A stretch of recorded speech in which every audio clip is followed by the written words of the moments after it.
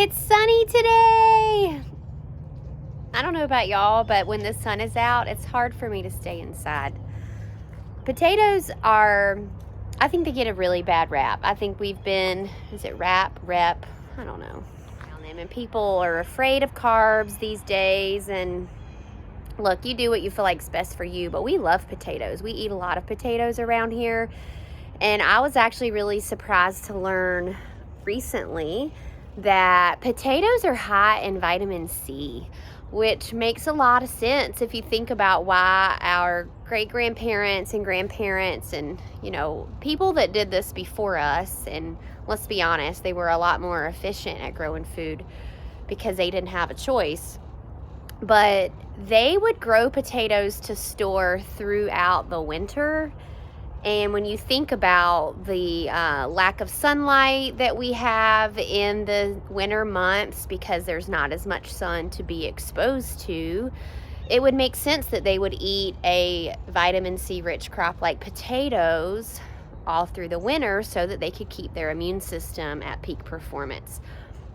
So potatoes aren't something that you can grow when there's frost. They can't stand a frost, actually. Well, I shouldn't say a frost, a freeze. They can tolerate some frost, but not a hard freeze. And here where we are in North Carolina, the ground is still enduring some freeze. So you might be wondering, well, how do you plant potatoes now? And I'm going to show you. The sunroom. Definitely going to keep this cardboard here. We will use this for something in the garden. No questions asked. But right now, it's in my way. This cardboard's actually real good because it doesn't have any ink or lettering on it. And it's going to be awesome to use in just a little bit.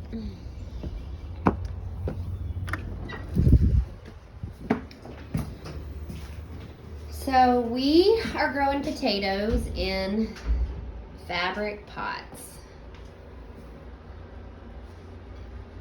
These are 15-gallon grow bags. I actually bought them in a set of 5, and the 5th one I think is up in the garden. It still has some soil or something in it. I can't remember why I didn't use it. But we planted potatoes last year for the first time. And I had some that sprouted in my kitchen, so I thought, why not plant them?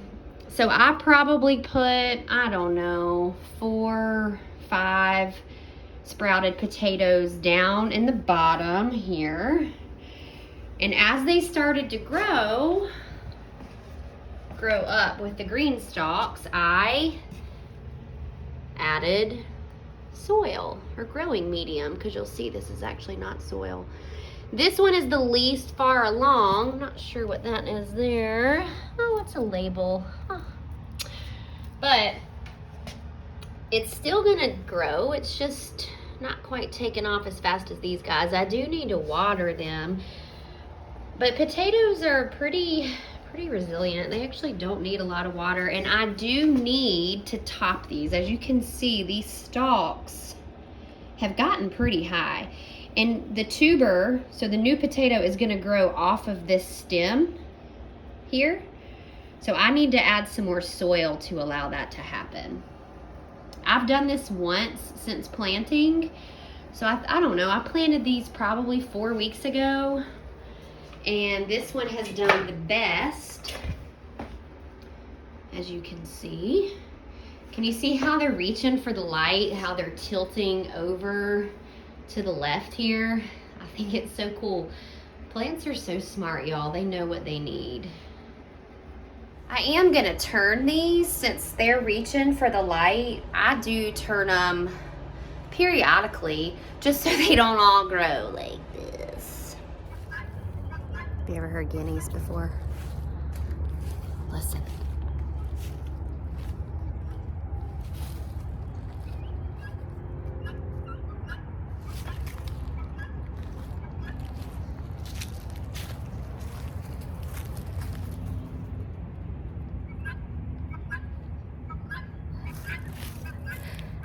We're down to 4.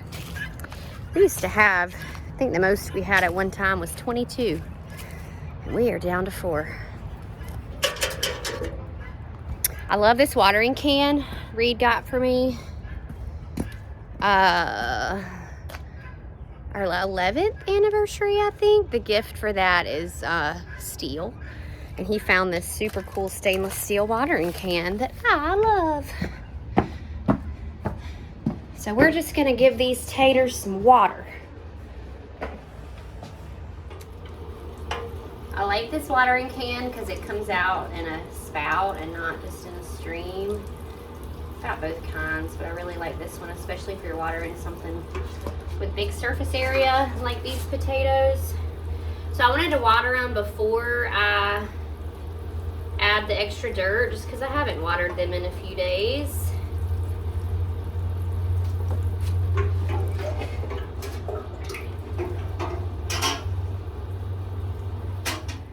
Some of these are much shorter, like this guy right here is much shorter than this one here.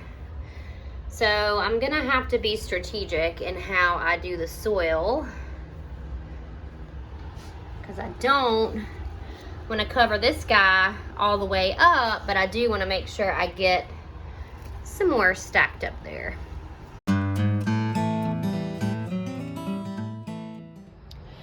One of my favorite sayings in life, and it's really come in handy with gardening, is use what you have, do what you can, and start where you are. So you don't have to have anything fancy to put this kind of mix in.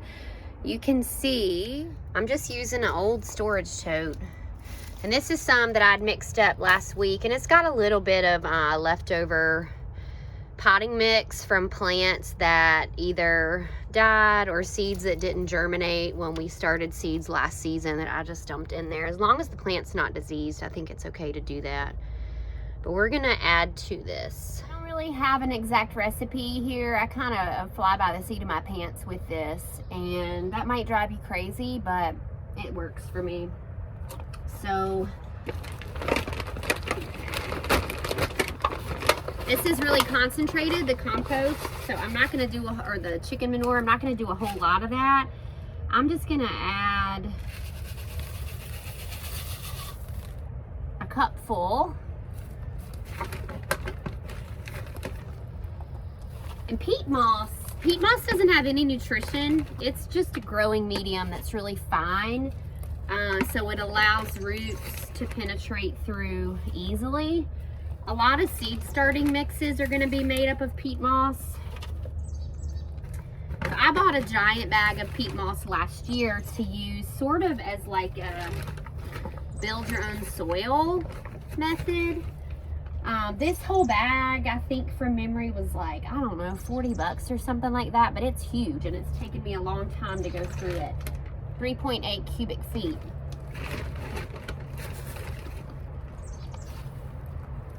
But I do about 50% peat moss and about 50% leaf mulch.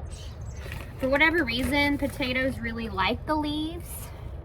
Leaves are high in nitrogen. And last year, when we grew our potatoes, we did 2 different ways. We used the grow bags that you see me using now. And then we also used just the ground. So we planted them straight into the ground. And when the potatoes start to grow up and the green stalks grow, you have to mound some dirt around that, because if you don't, you're minimizing the amount of new potatoes that you will get. So the tubers are going to grow off of that green stalk. So you want to add more soil around that so that you can maximize your yield. And I learned real quick that using a hoe to like dig up the dirt to mound around that was really time consuming and a lot of work. And on some days I thought, man, this is just really exhausting. So I wanted to find a way to minimize my effort and use what we had again. And we had a ton of leaf mulch. So I thought, you know what, I'm just gonna take these leaves, wheelbarrow loads at a time, and mound them up around these potatoes. And I did, and it worked so great, y'all. And I was really shocked because my neighbor, who I love, the family that lives next door to us, and they've been gardening a lot longer than me, and growing potatoes is actually like one of his things. He's like a potato specialty, or potato expert, I would call him. And he had never used leaves, and I think he was kind of like half thought I was crazy, but maybe a little bit proud of me at the same time that we used leaves and we were able to get a good harvest. So one thing about gardening, which is probably why it's been so good for me and my anxious personality, is it forces me to slow down, pay attention to what I've got, and to wait. Instant gratification is something I think in our society that we just expect. I mean, we live in a world where you can literally touch a button and have something delivered in an hour, and in some cases, let's be real, but certainly by the next day. And gardening doesn't give you that. You have to wait, and you have to be patient, and you have to trust that what you're doing is gonna work. And if it doesn't work, you have to be willing to draw back and say, what do we need to do different? So thankfully the leaves worked for us. And that's what I'm adding here. And we have an attachment on our mower that actually chops the leaves up to really tiny bits like this. So that's what you see me using. And you know what? I am going to add one more scoop of chicken manure, because this is going to be split between the 4 different grow bags, and I want to make sure that they're all getting some nutrition. Because the truth is, what I'm using, the 2 mediums I have, the peat moss and the leaves, those aren't really going to add a lot of food to the plants. And they need that to grow. So that's why I'm using the chicken manure.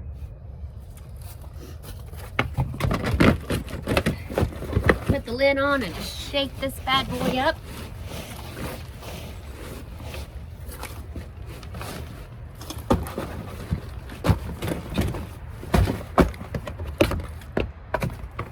And it's nice and mixed.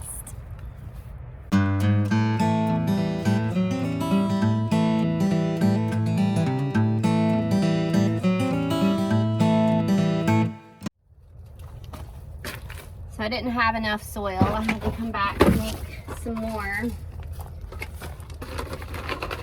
I think one of the best parts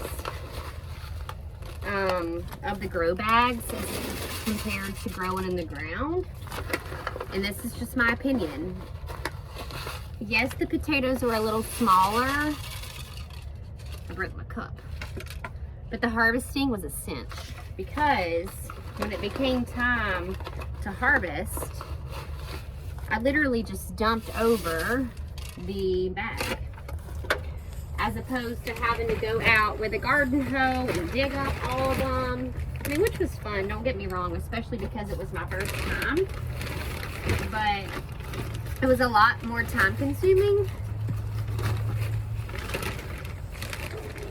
And when you're homeschooling your children and trying to cook 3 meals a day and keep your house clean and, you know, make time for all the things, time is really valuable. And so I think the grow bags were a time saver for me.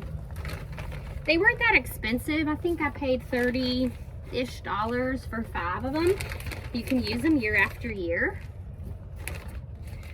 There can be a little bit of a risk associated with growing potatoes in the ground.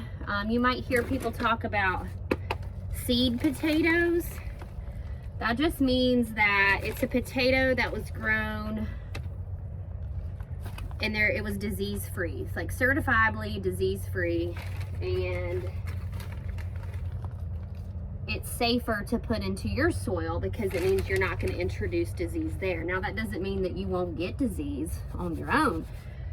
But, you know, I guess the difference is, like, going to the grocery store, which you can do, please don't hear me wrong, and buying a bag of organic potatoes, letting those sprout in your kitchen, and planting those is fine. In fact, I even did that last year because I'm kind of stubborn. But I did those in the grow bags so that if there was going to be disease introduced, it wouldn't be in my soil. It would be contained to the grow bags. So I got them all topped off. You might be thinking that one looks a little different. You're right, it does. I ran out of my mix again, and to be honest, I was too lazy to go make more. So I just used up some more potting soil that I had on hand right here. So we're gonna water these guys in a little bit more.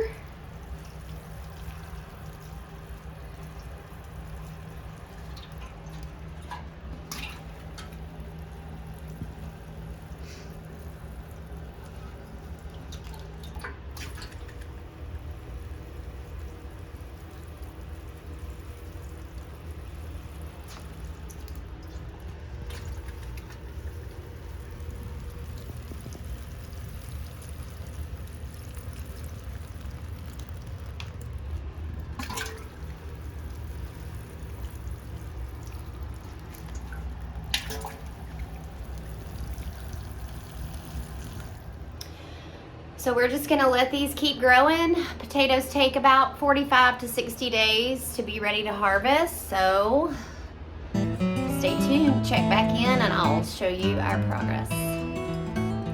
Hope y'all have a beautiful day. God bless you.